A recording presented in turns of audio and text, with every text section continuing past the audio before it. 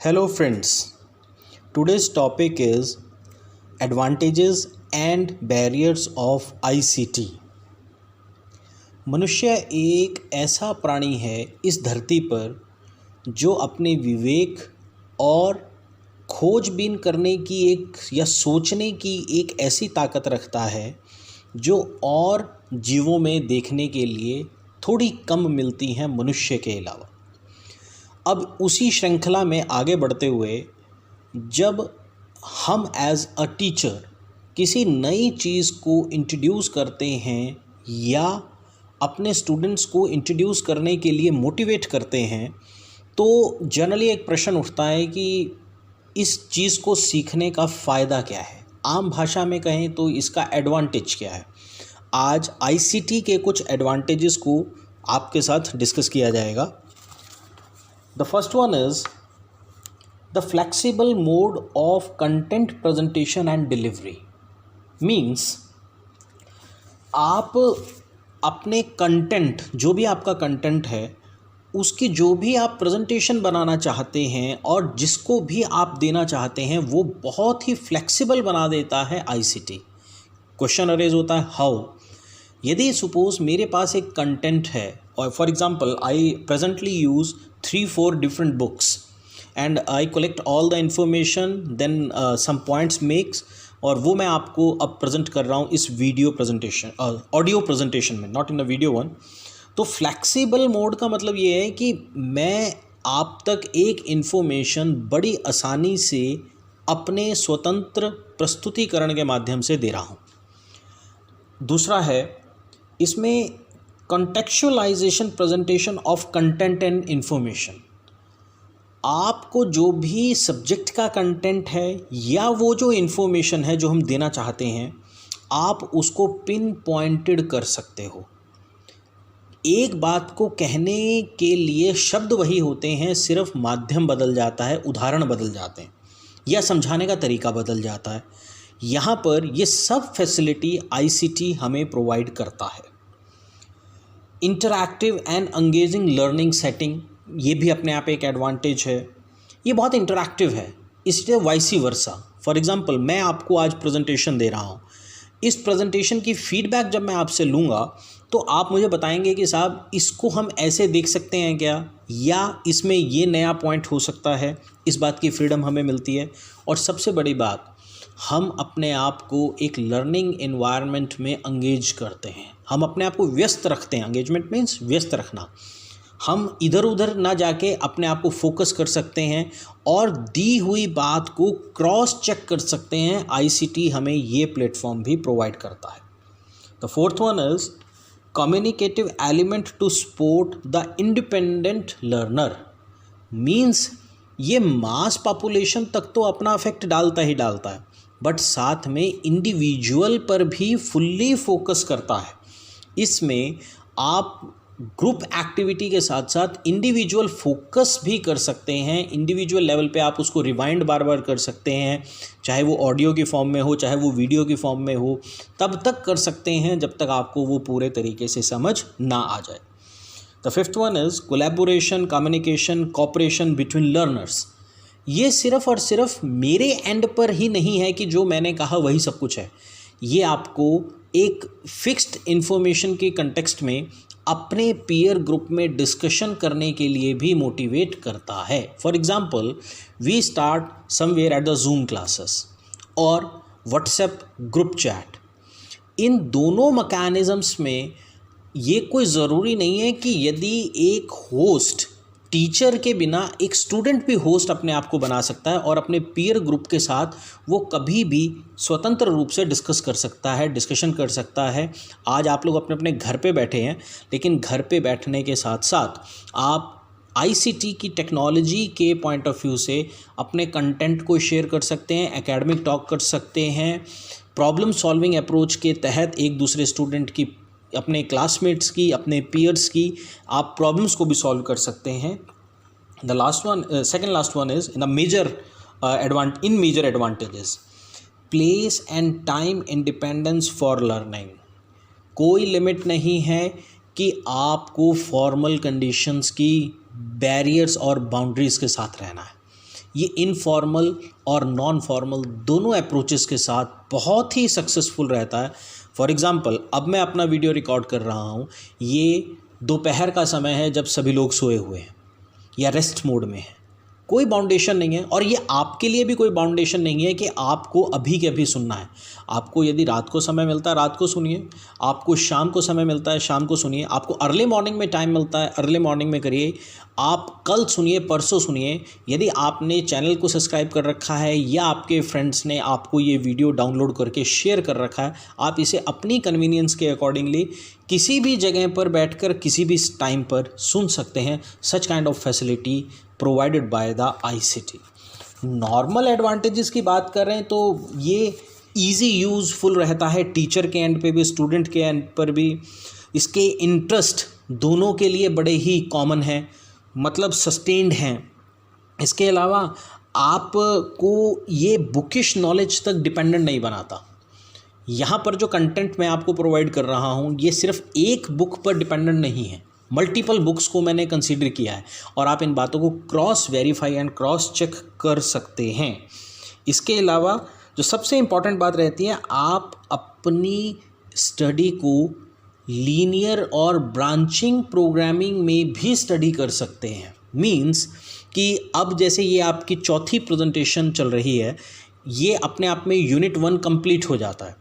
अब unit 1 complete होने के बाद जब आपको टेस्ट दिया जाएगा तो टेस्ट में क्या आप लोग पूरे के पूरे पोजीशंस को खरा उतर पाते हो। मैं NRT की बात करूं, SRT की बात करूं, डिपेंड करता है कि मेरे स्टूडेंट्स कैसे रिप्लाई करते हैं, कितना रिप्लाई करते हैं, किस लेवल तक रिप्लाई करते हैं और उनका अचीवमेंट स्कोर क्या रहता है। तो मतलब क्या है कि यदि वो अचीवमेंट अप टू मार्क नहीं है, आपको ऐसा लगता है, तो उस स्थिति में आप लोग दोबारा इन वीडियोज़ को पढ़िए, दोबारा उस टेस्ट को कंडक्ट करिए और वो प्रोसेस तब तक चलने दीजिए तब तक आपकी मास्टरी इस कंटेंट के ऊपर ना हो जाए।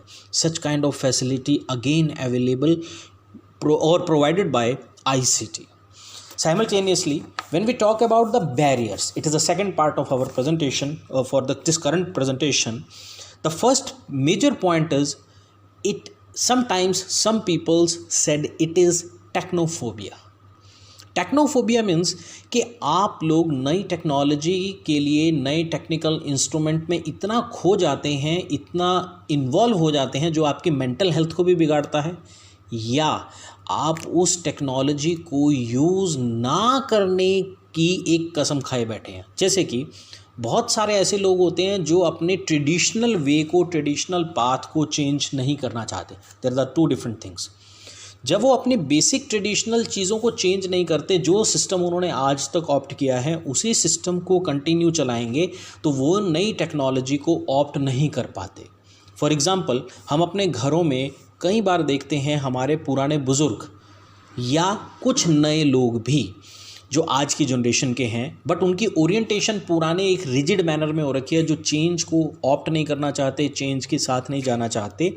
ये इस कैटेगरी में कैंडिडेट्स आते हैं और ICT इनके लिए एक बहुत बड़े हौवे की तरह है। फॉर एग्ज़ाम्पल, मैं कई बार देखता हूँ मेरे MEd के स्टूडेंट्स जो B.Ed करके आते हैं और उन्होंने एजुकेशन टेक्नोलॉजी को या कंप्यूटर के सब्जेक्ट्स को B.Ed में पढ़ा होता है, बट जब हम उन्हें कहते हैं कि आप अपना डिसर्टेशन करने के लिए प्रॉपरली कंप्यूटर को यूज़ करिए या नए मैकेनिज़म्स को यूज़ करिए, दे आर हेल्पलेस। वो बहुत अनकंफर्टेबल फील करते हैं ड्यू टू टेक्नोफोबिया।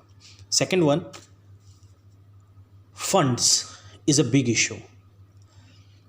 कुछ लोग टेक्नोलॉजी पर पैसा खर्च करना पसंद नहीं करते, या ये कह सकते हैं कि आज हम जितनी टेक्नोलॉजी को यूज़ कर रहे हैं, ये ओवरऑल इंडिया के रेफरेंस में मैं एक जनरलाइज्ड बात कहने की कोशिश कर रहा हूँ, शायद आप इससे इत्तेफाक रखें, कि आज हम इतना डाटा यूज़ जो कर रहे हैं उसके लिए इंडिया के रेवोल्यूशंस जो टेक्नोलॉजी में हुए वो रिस्पॉन्सिबल हैं। मुझे याद है जब राजीव गांधी जी ने सबसे पहले टेक्नोलॉजी को इंट्रोड्यूस करने के लिए एफ़र्ट्स किए, नो डाउट उससे पहले की प्राइम मिनिस्टर्स ने भी इस बात के लिए एफ़र्ट किए होंगे, बट डायरेक्टली जो क्रेडिट जाता है वो राजीव गांधी जी को जाता है।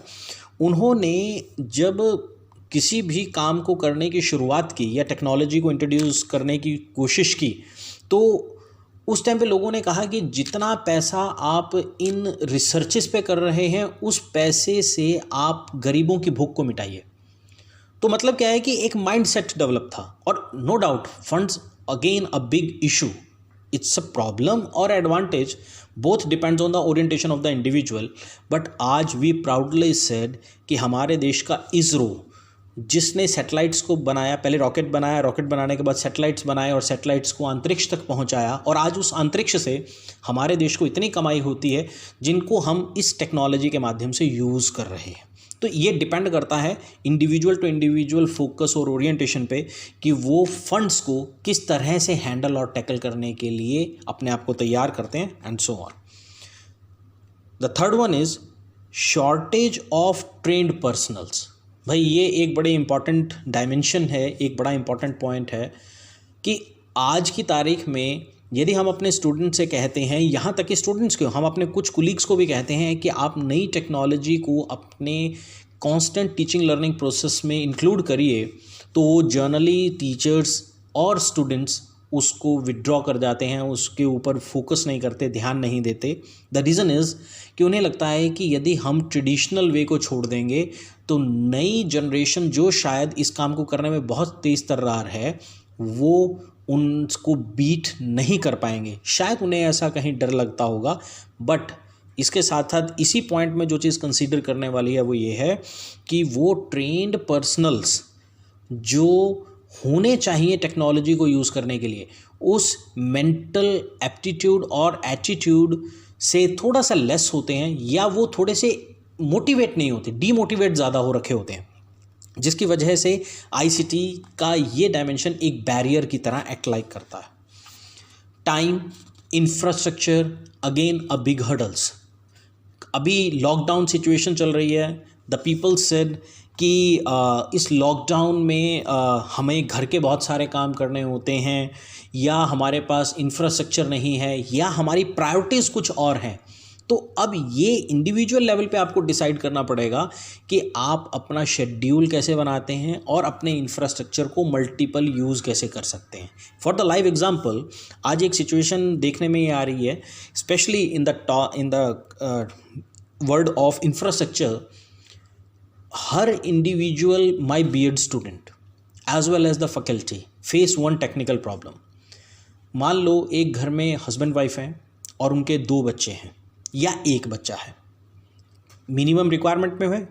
अब इन दोनों के पास एक फ़ोन है जो 4G कनेक्शन का है और मल्टीमीडिया स्मार्टफोन है, एट्सेट्रा एट्सेट्रा। अब उसके स्कूल की सारी एक्टिविटीज़ उसके घर पर ऑनलाइन आ रही है। अब प्रॉब्लम ये है कि husband and wife both are if working one, वो दोनों वर्किंग वाले हैं और वो अपने घर से ही उस काम को ऑपरेट करते हैं, अपने कामों को कर रहे हैं। तो ऐसी स्टेज में वो अपने काम के लिए मोबाइल को यूज़ में लेकर आएंगे या बच्चे को पढ़ाई के लिए देंगे। अब टाइम तो दोनों के पास लिमिटेड है, इन्जॉयमेंट सभी को चाहिए, डेली लाइफ की जो प्रोसेसिंग है वो अपने लेवल पे जाएगी। तो अपने आप में ये एक हडल है कि क्योंकि हमारे एक माइंडसेट बने हुए हैं कि शायद 10th क्लास से पहले या 12th क्लास से पहले हमें अपने बच्चों को मोबाइल नहीं देना, उसमें एक इंटरनेट का कनेक्शन नहीं देना, एक 4G का कनेक्शन नहीं देना, क्योंकि ये अपने आप में एक ऑब्स्टेकल की तरह शायद काम करेगा। सच kind of mindset in majority will say. तो ये अब एक अपने आप में इंफ्रास्ट्रक्चरल प्रॉब्लम है। एक तरफ तो हम आज के बहुत सारे पॉलिटिशियंस को जब भी इलेक्शंस होते हैं उसमें एक डिबेट करते हुए देखते हैं, कुछ वादे करते हुए देखते हैं कि हम फलां, यदि हम बन गए, कुछ भी बन गए, मुख्यमंत्री बन गए, प्रधानमंत्री बन गए, तो हम इतना बड़ा इंफ्रास्ट्रक्चर डेवलप करके बच्चों को दे देंगे। बट जब प्रैक्टिकल डायमेंशन की बात आती है, यूज़ की बात आती है, तो उसका उस तरह से इस्तेमाल नहीं हो पाता जिसकी हमें अपेक्षा है। अर्थात कि हमें इंफ्रास्ट्रक्चर और टाइम की प्रायोरिटीज़ को बनाना पड़ेगा। तो ये कुछ एडवांटेजेस और बैरियर्स हैं आईसीटी के, and hope we cope up with them. Advantages को हम और पर्पसफुली यूज़ कर पाएंगे, और जो हमें बैरियर्स नज़र आ रहे हैं हम इन बैरियर्स से कोप अप करने की कोशिश करेंगे ताकि हम अच्छे रिजल्ट्स दे सकें। Thank you very much.